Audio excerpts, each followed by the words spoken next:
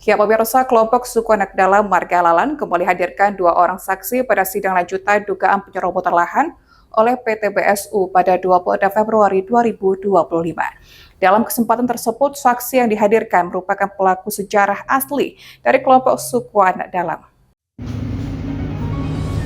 Pengadilan Negeri Muara Bulian kembali menggelar sidang lanjutan dugaan penyerobotan lahan kelompok suku anak dalam Marga Lalan oleh pihak PT BSU pada 26 Februari 2025.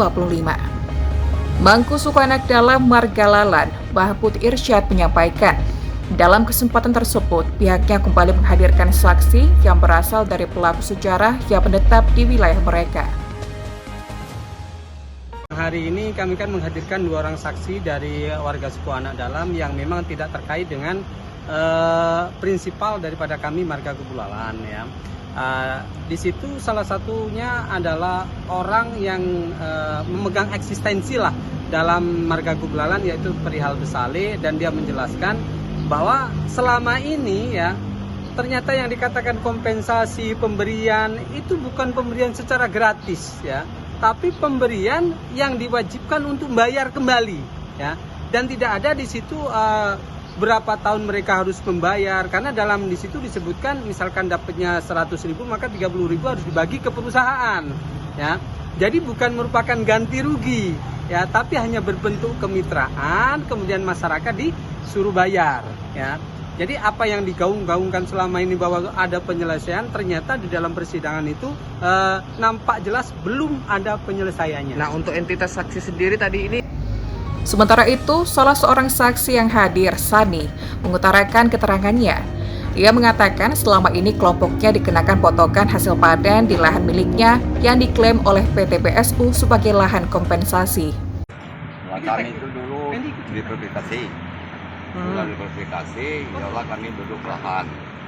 Nah, jadi duduk lahan, kami kapan manen itu yalah dipotong impes. Nah, dipotong impes itu entah impes apa, kami tidak memahami karena kami suku anak dalam ini.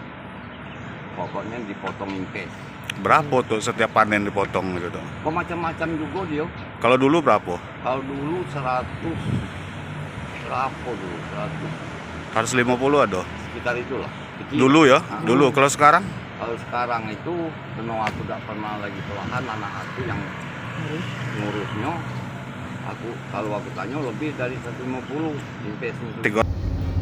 Di lain sisi, kuasa hukum pihak tergugat Waji saat ditemui mengatakan seluruh materi sidang akan ditanggapi saat kesimpulan. Ia juga mengatakan pada saat sidang selanjutnya pihaknya akan menghadirkan 3 orang saksi. Pendapat kita terhadap sidang itu dalam kesimpulan sampai sekarang. Ini Bang, masalah yang tadi ada keterangan saksi yang mengatakan ada pembagian Ya, atau kontrak itu gimana tuh?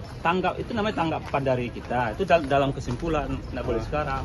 Nah, terkait Itu SK namanya membuka jurus kita namanya itu kan, itu dalam kesimpulan nanti. Bang, menyikapi dengan SK 01/2022 itu Kemenal HK itu gimana Bang?